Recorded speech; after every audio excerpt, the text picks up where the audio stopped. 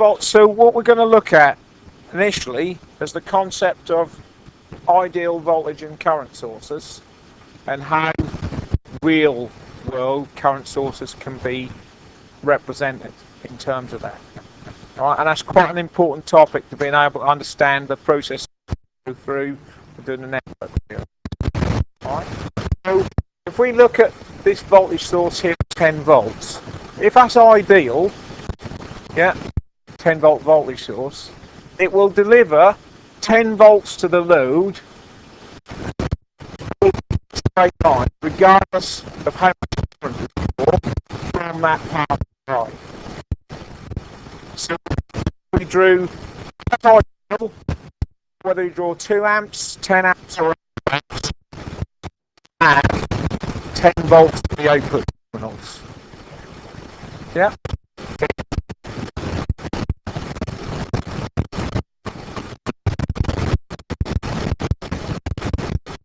So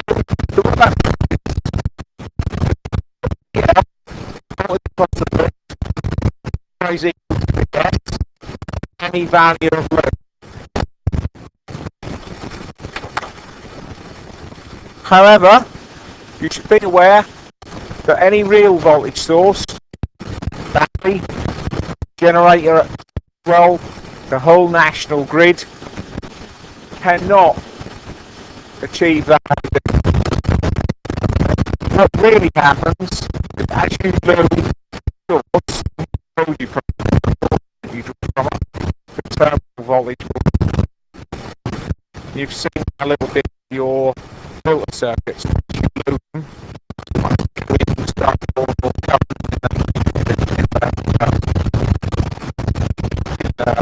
and attenuation, then actually load the signal generator and you had to up the voltage. That's effectively. So it's not possible to have a real source that is ideal. Okay, but we need that concept of an ideal voltage source. What we can do though is present a real voltage source. I have an ideal voltage source here in series with the internal resistance of that real voltage source. If we put them in series, when the circuit is open circuit like it is now, you would measure Vs. So if Vs is 20 volts, at this moment in time, you'd measure 20 volts across those open circuit terminals. The reason for that is what? There's no load. So because there's no load, there's 0 amps current flow. And if there's no current flowing through RS, there's 0 volt drop across it. So we got 20 volts here, clockwise arrow, 20 volts there, anti-clockwise arrow. Kirchhoff's voltage law is being obeyed because no current's flowing through the internal resistance of this power source, real power source, and therefore we're not dropping any voltage across it.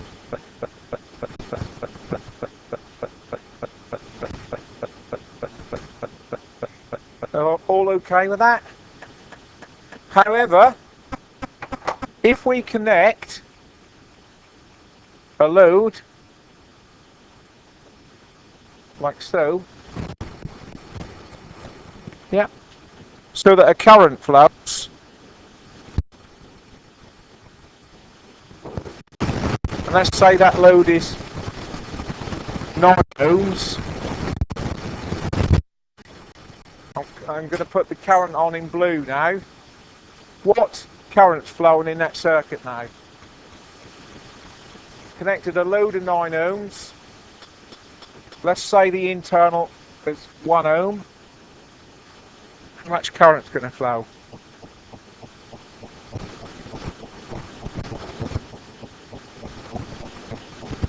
Two amps. So the blue current is 2 amps. What would be the blue volt drop across the internal impedance? 2 amps 1 ohm.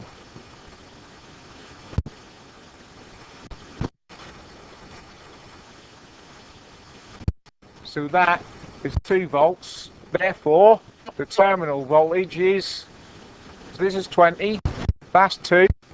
So this terminal voltage here, when drawing 2 amps, is 18 volts. Now Kirchhoff's law, 20 is equal to 2 plus 18. Kirchhoff's law still being obeyed. If we draw more current, we drop even more terminal voltage. So that is a representation of a real power supply as an ideal voltage source of 20 volts in series with its internal impedance.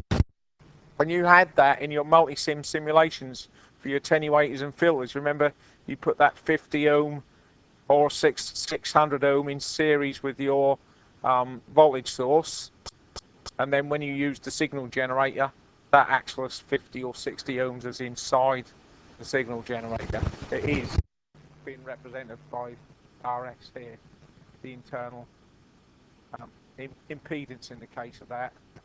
But in terms here, we're working with DC, we're on resistance. Alright?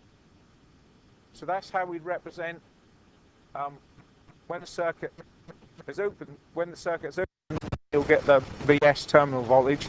As soon as you current, you're going to lose some voltage as a voltage drop across the internal impedance. And the way to think about a battery becoming flatter and flatter as you draw charge is that its internal impedance is effectively getting bigger. So you're dropping voltage across that internal impedance as it gets bigger. Alright? So on the next page, if the open circuit voltage of a battery is 12 volts, I've got to change something on here, and its internal resistance is 0.5 ohms. Find the terminal voltage if the battery when the currents of 2 amps, 10 amps, and 20 amps are drawn from it. 80 amps is not realistic.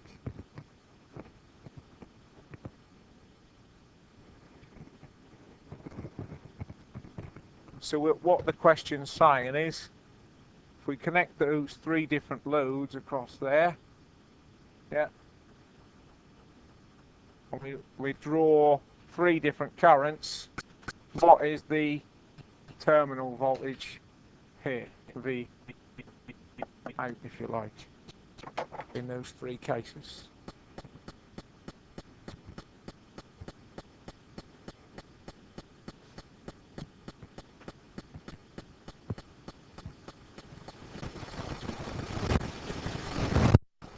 Yeah, so we can say at 2 amps,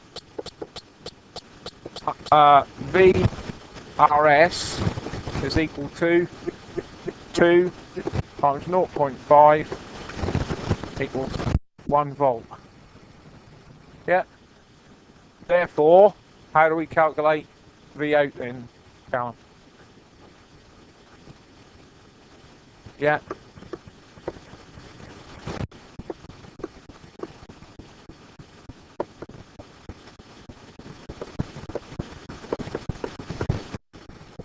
volts. Yep. At 10 amps,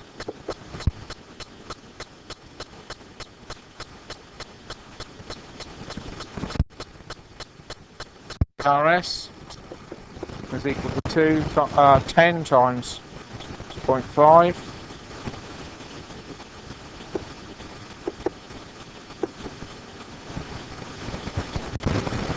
5 volts.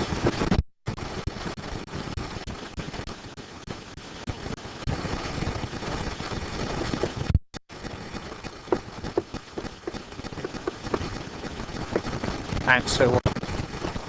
And at 20 amps, if you drop at 10 volts, you'll only have 2 volts then. Okay? Can you see how that representation of an ideal voltage source in series with its internal resistance will represent what will happen? with a real voltage source as you draw more current. So if we go back to our first page, what's the internal resistance of an ideal voltage source? 0. Yeah. Ideal voltage source has 0 internal resistance. And you need to remember that, because in the techniques we're going to be using, part of the technique is to replace voltage sources or current sources with their ideal internal resistance to do part of the calculation. So if you're replacing a voltage source in them techniques later, you'll be taking the voltage source out, short circuit, because that's the internal resistance of an ideal voltage source. Everyone understand that? Yeah.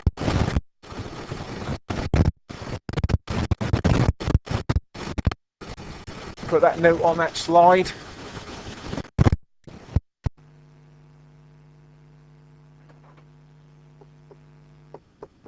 Internal resistance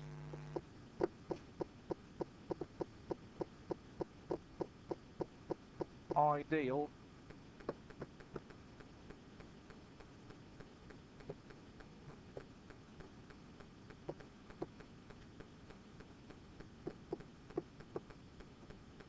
zero ohms. If we replace it with its internal resistance, we have to replace it with a short circuit. Alright? Now, happy for me to move on now. Yeah? Right.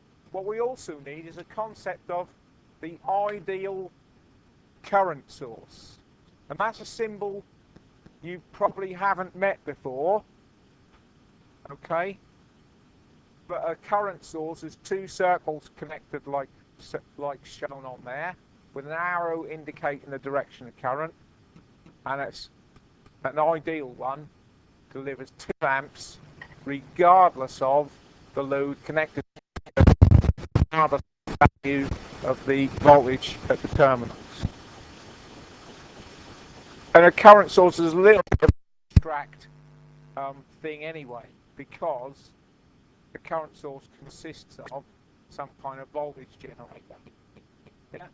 So you can have power supplies, and we've got some here, that you can either set the current or you can set the voltage. If you think about it, that's not possible to control both at the same time. If you want to hold a steady 2 amp current, you've got to let the voltage flow, and if you want to hold a steady 10 volts, you've got to let the current flow. You cannot control, fix both of them. It's not possible. Alright? So, if the concept of an ideal current source is that it has infinite internal resistance. So the internal resistance of a current source is represented as a parallel resistance, like so. But in a ideal current source, that is infinite ohms. So no current flows through it. All the 2 amps delivered by the current source goes to the load. So regardless of what load we put on it, we'll always push 2 amps through it. That's the concept of an ideal current source. Always delivering the same current and have its terminal voltage VT determined by the load resistor RL. And like the ideal voltage source, you cannot make a real circuit that is an ideal current source. Not possible. Always going to have some internal resistance. Always going to change as you draw or change the load. Yeah. But we can come up with a circuit to represent a real current source. And that's done by having an ideal current source here.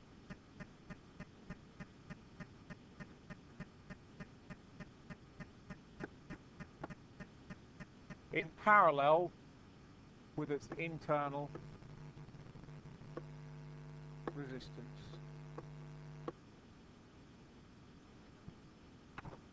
So this always delivers 2 amps, yeah, but some of it is lost internally down through the parallel resistance, and some of it goes through the load. Yeah. So as this resistance changes here, the total resistance of that circuit will change, the total current will change. This will always be 2 amps, but depending on the relationship between these two, some current's going to go down there and some's going to go that way. Yeah? Look puzzled, Peter. Or not? No? Yeah? So it's not going to give you that linear 2 amp relationship regardless of terminal voltage and load. Alright? So real current source is a current source I in parallel with its internal resistance. When the terminals are open circuit, the current I passes through the internal resistance. So if we open circuit this one, i.e. take that resistor out, all the current, all the 2 amps will pass through the internal resistance. Yeah, you'll have full voltage out. But when you connect a load, you're going to share current between the two. You're going to end up with less voltage at the load, depending on which way you go, up or down. Alright? It's a little bit more of a difficult concept to understand, but again it should be noted it's the representation of current source that represents how a real one would behave under load. Yeah.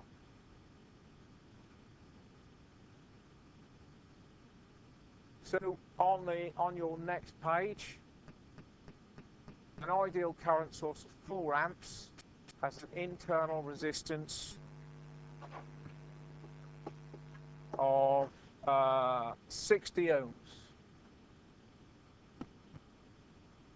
Find the load current and terminal voltage when the load resistance is 20 ohms and when it's 150 ohms. So for I, it's 20 ohms. For B, it's 150 ohms.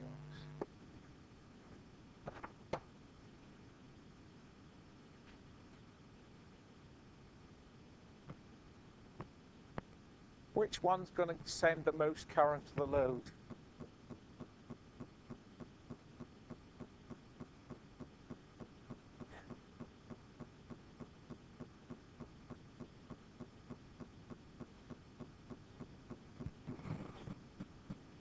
It's on, so I'll start now. So what we're doing here, circuit A, we'll put the current arrows on in conventional direction. So I1A is flowing across left to right at the top, and I3A and I2A running down. We've taken out the voltage source and replaced it with a link to 0 ohms, the resistance of an ideal voltage source.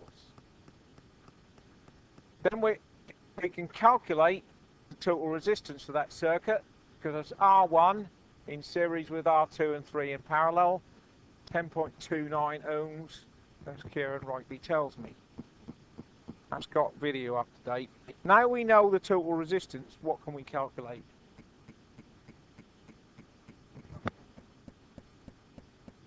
Yep. Which current will that represent? Yeah, I1. Because the total current, we've effectively, what we're saying is 10.29 ohms will replace all 3 of them resistors, aren't we? Yeah, so we're saying, what we're saying here now is we've reduced this circuit down to one 12-volt battery and one 10.29 ohm resistor for the effect of finding I1A, because that's the current coming out of the 12-volt battery. Yep.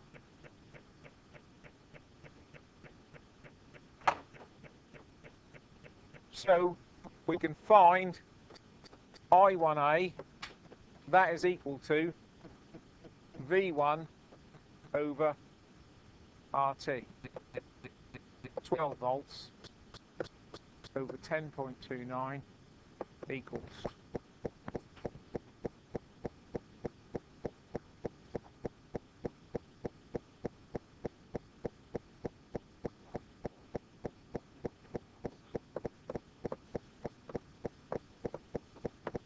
So I1A is 1.17 amps. Yep.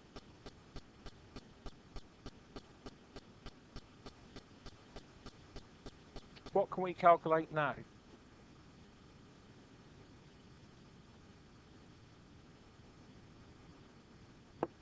Do it in different colour.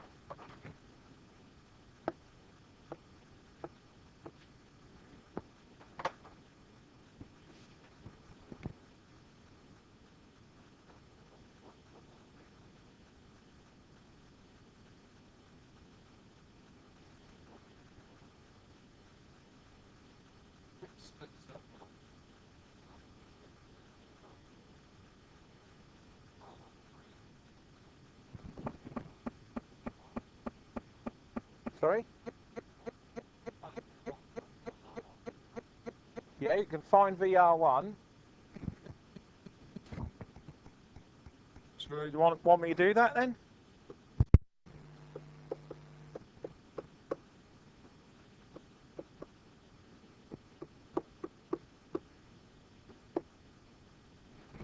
What is R1 value?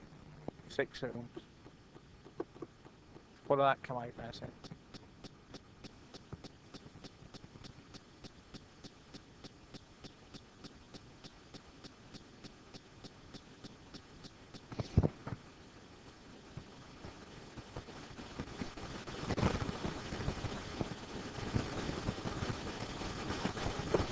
Six point what? One more significant figure will do.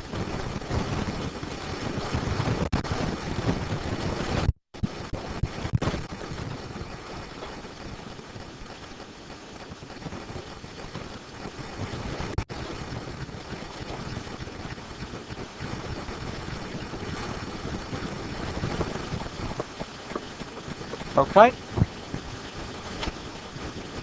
What you got to do with that then? Who was it who suggested we calculate that? What you got? Now what will that allow you to calculate, Callum?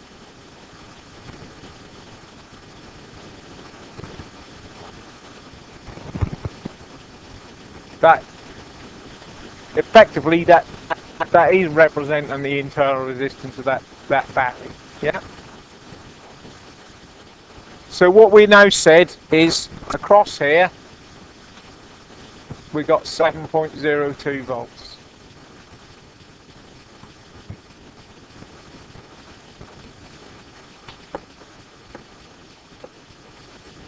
What will that allow us to calculate?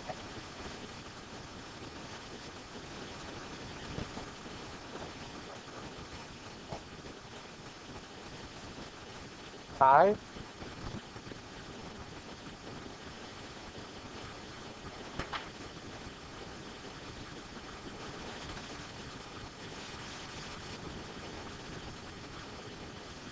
What law can we use and what can we calculate with it?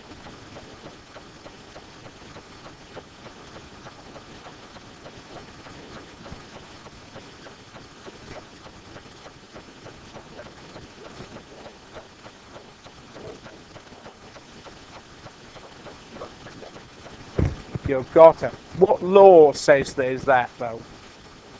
Kirchhoff's voltage law, yeah? So if we take this voltage here, which is going to be across both those resistors, so we call that VR3 if you like, we've now got a Kirchhoff's voltage law loop where we know, listen, 2 of the 3 voltages. So we can say VR3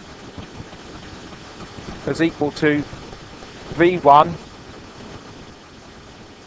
minus VR1 by Kirchhoff's law. 12 minus 7.02. Callum rightly stated is your answer.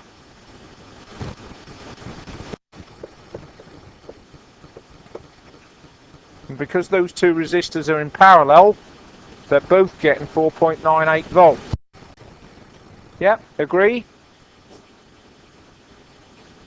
Because that loop and that loop voltage wise are the same. Yeah. So now we know VR3 what can we calculate?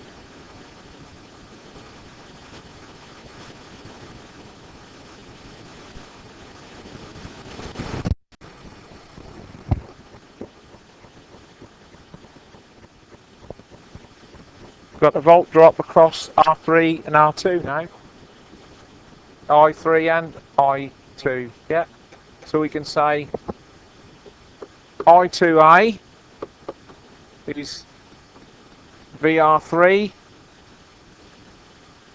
over R3, 4.98 over 30 ohms, isn't it? Yeah. Whatever that is.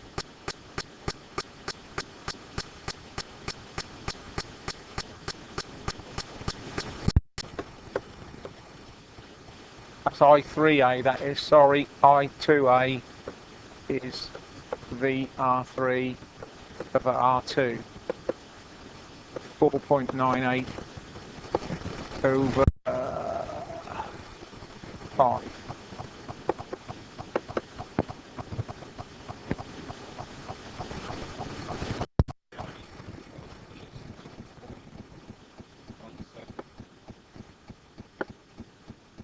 Yeah.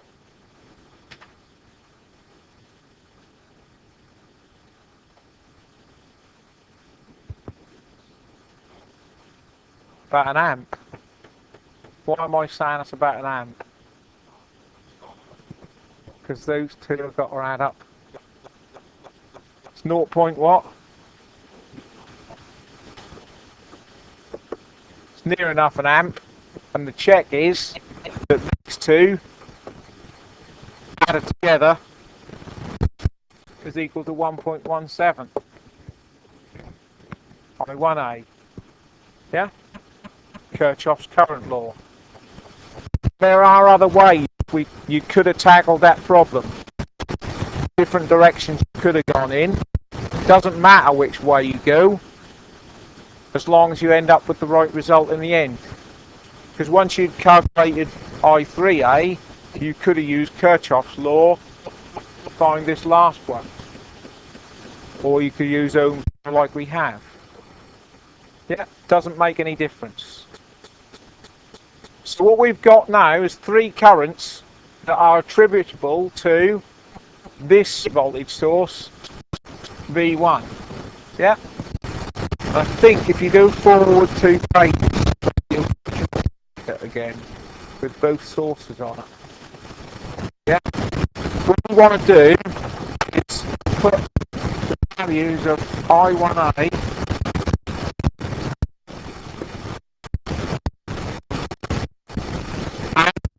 current direction arrows on this circuit.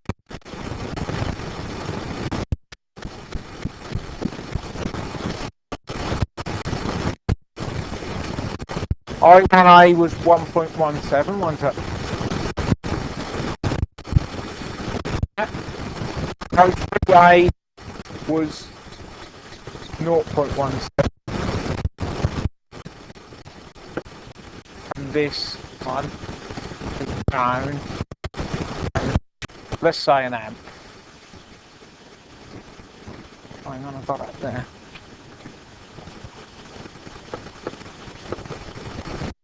Yep. Current's being caused by this voltage source. Yep. Go back a page. We're back to one V2 back. Yep. Replace V1 with the short circuit. Alright, what I want now is a brave soul to come up and mark on the current arrows and label them with the suffix I1A, I1B, I2B and I3B.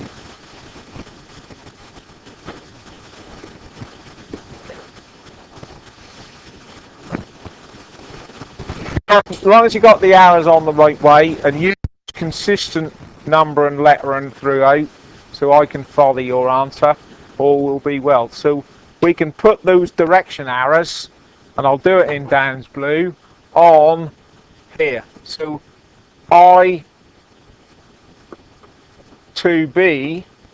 will be, you've put an arrow there. I1B is there. So we've got two pairs of arrows there opposing each other. This one. I3B is in the same direction as I1B. Yeah. So we'll come back to that circuit, the complete circuit, and we'll add the values on once you calculate them. Alright.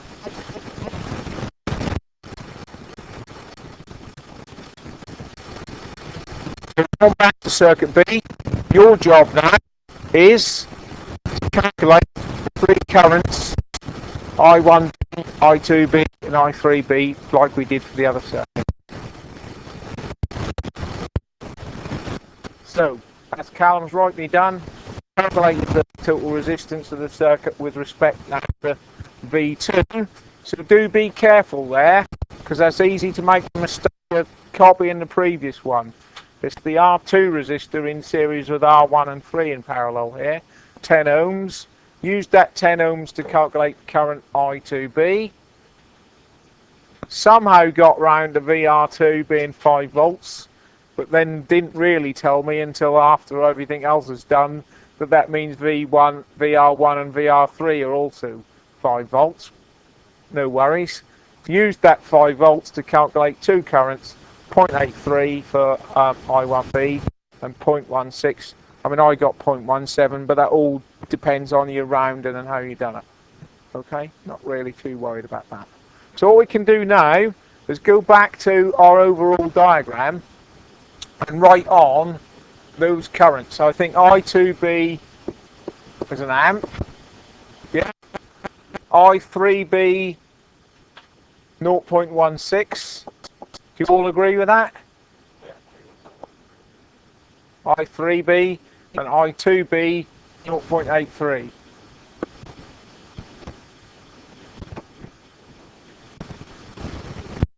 I1B, sorry.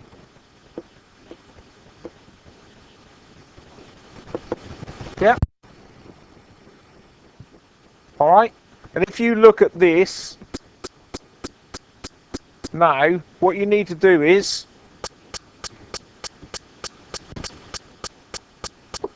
for each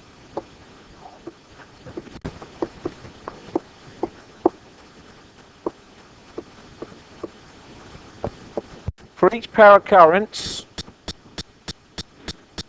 if arrows same direction,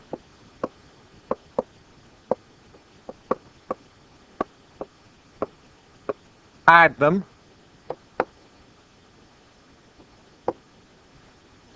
If arrows opposing directions,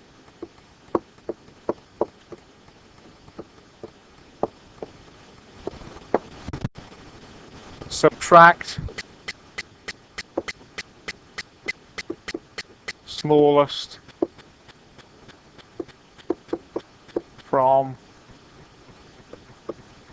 largest, with result in direction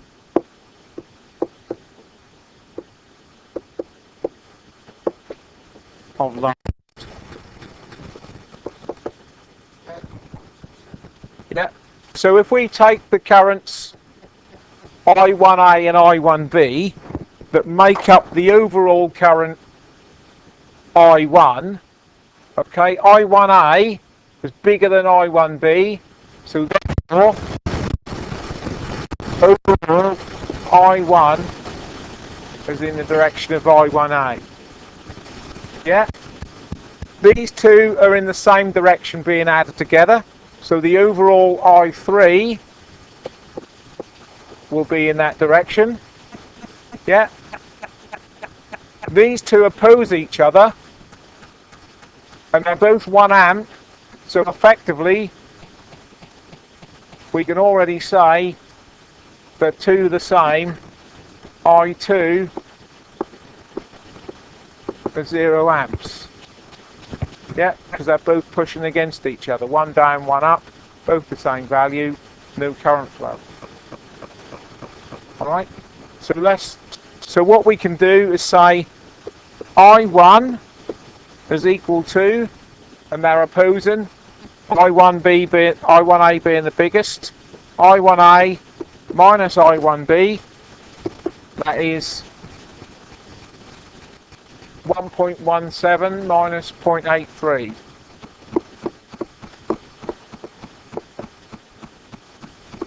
Equals. And I2 is I2A minus I2B equals 1 minus 1 equals 0 amps.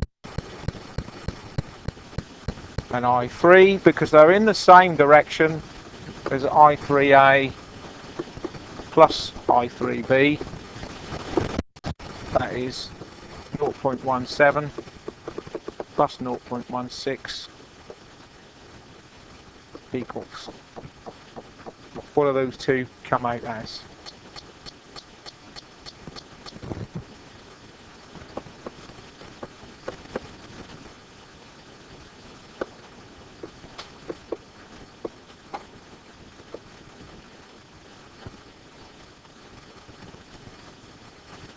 And there's some rounding error there, because otherwise you should get the same, because then that means no current will flow in the other leg. But that's only a rounding issue there. Alright?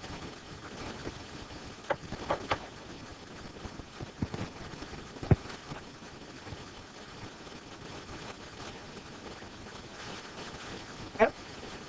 And I'll bet you if I threw numbers into another 100 circuits, I won't come up with random numbers that give me no current flowing in one of the legs. That's sheer luck. I've just dreamt them values up, picked them off the top of my head, and I've ended up with no current flowing in that top right hand leg in the ice. Just randomly. Alright? Yeah? So you understand that when you have to bring it together at the end, the overall current, this I1 is a particular example, where they are in different directions, the overall current is the biggest one, take away the largest one. If you think that's like one flow and a smaller flow pushing in the opposite direction, overall is going to act against each other and reduce the overall flow in a pipe. Yeah? Where they're acting together, you add them together, because they're both acting in the same direction. Right? Equally, with the voltages you calculate across components, you could combine them to give one overall voltage. Yep. Right. So that is superposition theorem. In your other set of notes, so this learning outcome 1A, if you go to page 8, I think it is. No. There's another example, and then on page 12 and 13 there are 4 circuit examples for you to try the theorem of superposition on, but the answers being asked for are in the square brackets, a la Mr. John Bird style in his book. Alright, so they're the answers you should be getting when you try and analyse those circuits. So start having a go at 1 or 2 of them now, and they're there for you to work on. Bear in mind you do need practice in preparation for the exam, and the more times you go through these procedures, the better off you'll be at them. The first exam is in January. I don't think I have set a date, but I haven't published them yet. Alright?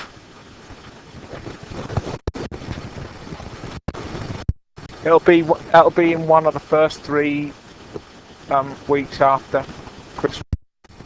Yep.